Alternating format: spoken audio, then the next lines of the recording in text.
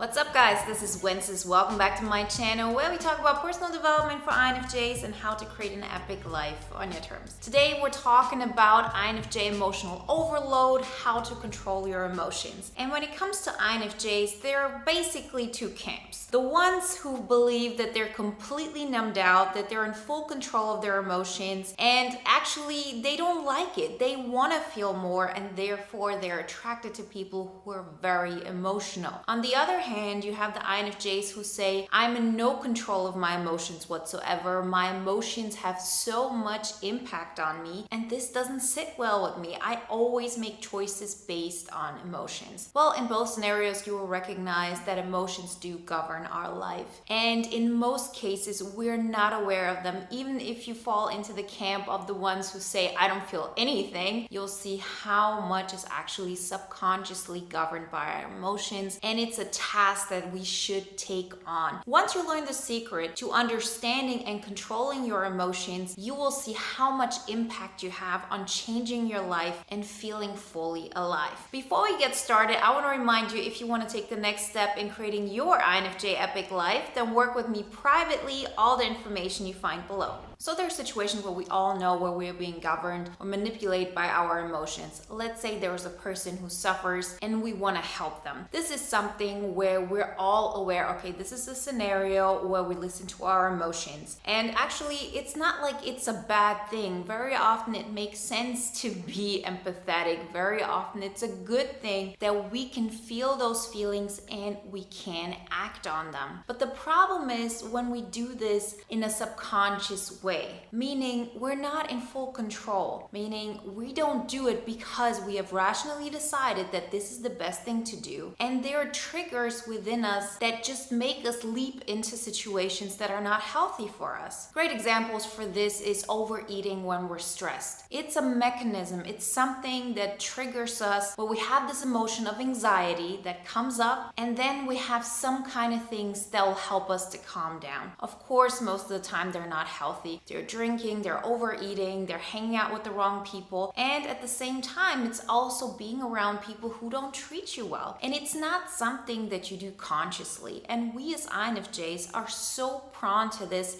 it's not even funny. So I used to belong to the people from the first camp, how I used to tell you. So I remember when I was, let's say, in the beginning of my 20s, I was so full of emotions and I had like this huge range and I was crying every day and I was happy every day. And so a lot of things were happening, and at some point I had to contain that. I think it was after my first real breakup where I just had to be as rational as I could be in order to move through it. And so from that moment on, I probably didn't cry until I was 25, and I always felt like I'm the numbed out person. I'm the INFJ who doesn't feel anything, which of course led to me surrounding myself with people whose emotions were all over the place. It's like I don't have to do it, so I will have other people do it for me. Of course, all of this is happening on a subconscious level. And I'm telling you this because I know I'm not the only one. You have to look at it this way. I work with so many INFJs, one-on-one, in my boot camp, and then through the comment section and just contact with you. And I see this as a very regular pattern in so many of us. So in both scenarios, even if you think you're completely numbed out or if you're experiencing emotions all the time, you will see that you are governed by your emotions. And as INFJs who have extroverted feeling as their creative function, who have such a strong sense of what other people are feeling, and we absorb so much of it, this is a given. It's very rare that we're not influenced by this. And there's scenarios where you can say, oh, okay, of course I'm being emotionally triggered here. That is something I'm aware of and it's not a big deal. But we forget how many situations in our life are actually based on emotions and we're completely oblivious to it. For example, choosing a partner. How often have you been attracted to people who just remind you of an emotion you've had when you were a child? Some kind of dynamic that reminds you of something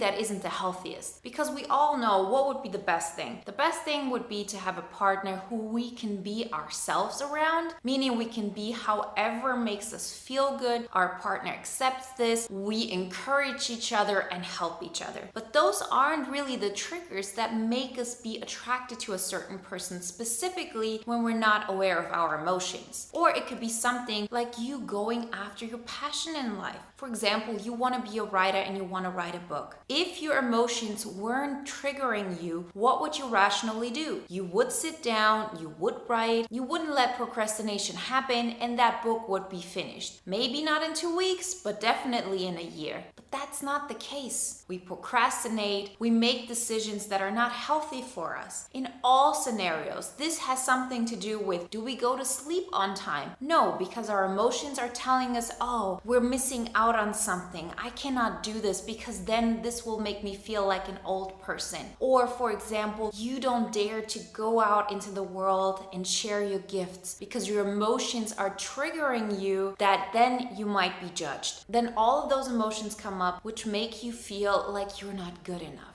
And the same thing happens with the book. There are emotional blocks that are keeping us from doing the things that would make a difference. So most of the time when we're not taking the rational routes towards the things that really would make us happy, it's because our emotions tell us a different story. Our emotions tell us, well, if I choose a partner who's always kind to me, who supports me, but all of those emotions are missing that I'm looking for, then that's not gonna make me happy. It's like settling. I always have to have that type and I have to have that emotion that comes up. Or we feel like, why should I write that book? Sitting down makes me feel so bad, and the emotion that comes up is that this is a bad choice. These are our emotions talking, and it doesn't matter if we feel like we're experiencing emotions all the time or we've numbed ourselves out. These things are happening day in and day out. And I see it, of course, with other personality types as well. But for us, it's something that is so particular to us. And at the same time, once we understand the secret behind it, once we understand how to take it on, how to change that, your life will be completely different, and it will be in a way that makes you feel good about yourself. It will be a life where you would say to yourself, yes, I am living an epic life, an INFJ epic life. There is nobody in the world who could ever make me feel like my life is boring, because I know it's exciting. I know this is exactly what I'm supposed to be doing. And the last thing I do is self-pity myself. Self-pity, as well as pitying other people, is another great example. So let's say you know a person and they stay home every weekend. And every time you think of them, you feel bad about them. You're sad. You feel like, oh, they're all alone. If you feel this, then this is because on some level you feel this about yourself as well. You are allowing your emotions to control you. Because the truth is this, we get to decide,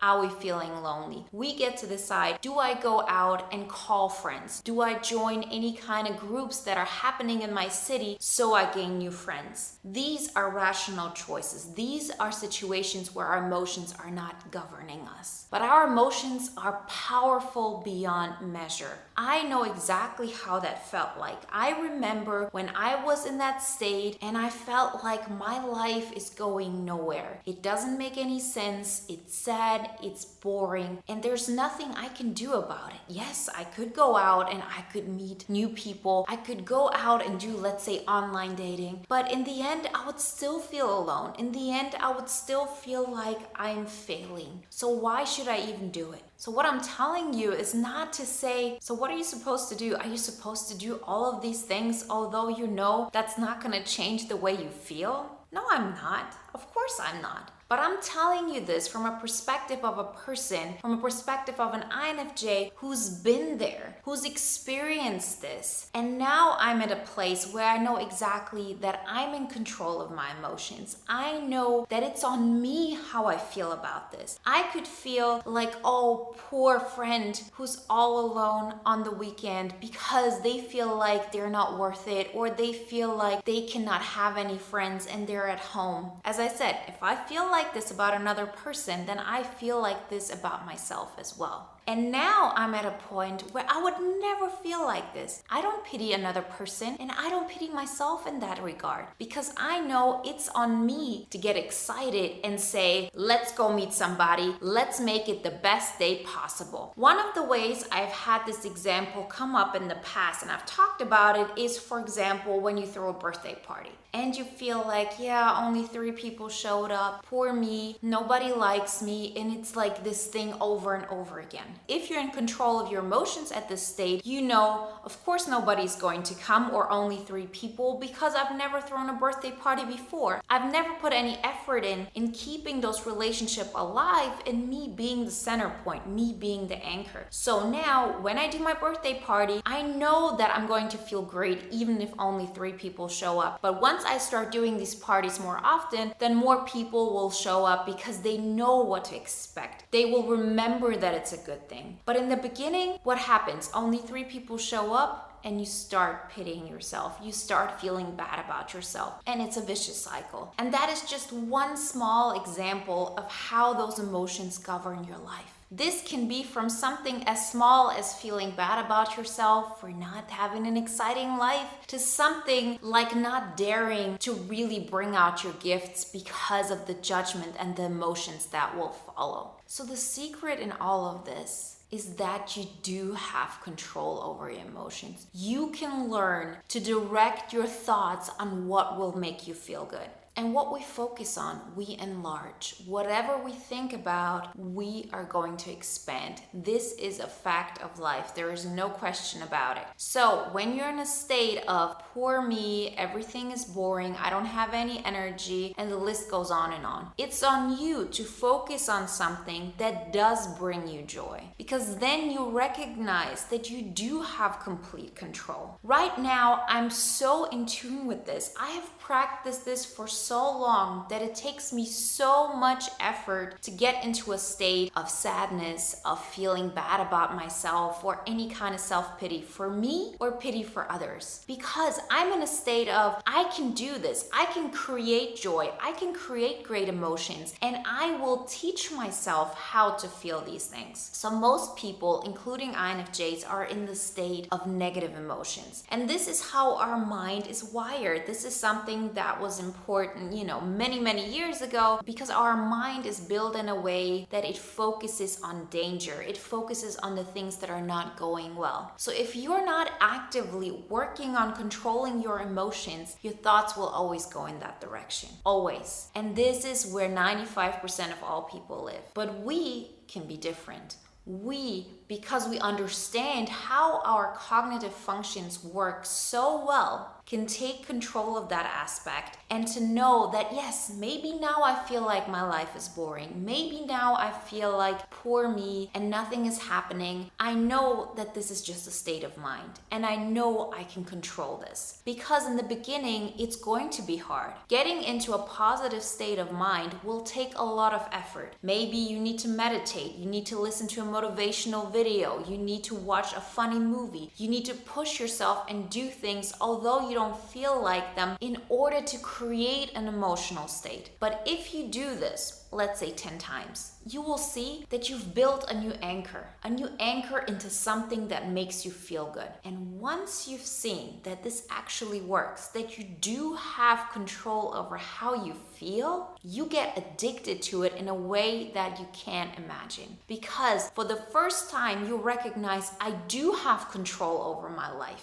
In the end, we all know the only thing we can control are our emotions, our state of mind, and our actions. And it all starts with that. So if you've been in a position where you feel like no matter what I've tried, I always feel down, like just go in the other direction. Manipulate yourself, rewire yourself, feel like you're lying to yourself. What do you have to lose? I guarantee you do this for a while and this becomes your new normal. You teach your mind to actively go towards those positive things. So now I don't have to do those practices every single day. The way my life is set up, the way I have actually put down anchors in my relationships, in the things I do, in my habits, in all of it, it just creates more energy for me and more excitement. And now when I make choices about my life, let's say a life partner, partner or what kind of things I'm going to do in order to improve my life, I don't let my emotions rule me. Don't get me wrong, I'm not so naive to think that this doesn't have any kind of impact on me. Of course it does. We can only lean into it. We can get better at it. To believe that you're completely not governed by emotions is just not possible. But we do get better, and I see the difference in my state, and I see the difference in the result of my life, not just physically, but also how I feel. That's why I can sit in front of you and say, me as an INFJ who's experienced all of this, now I live that epic life.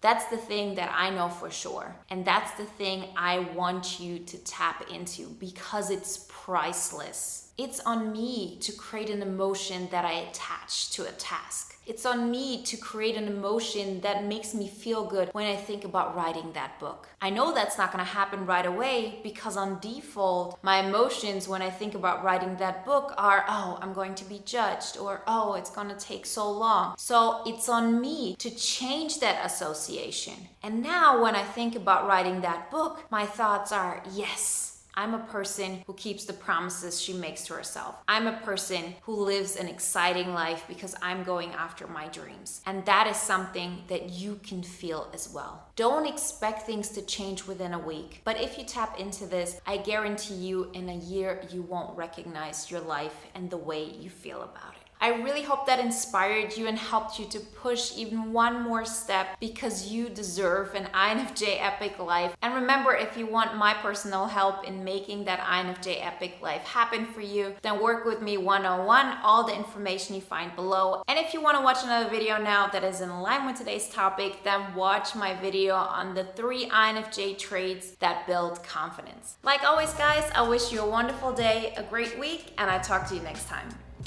Bye.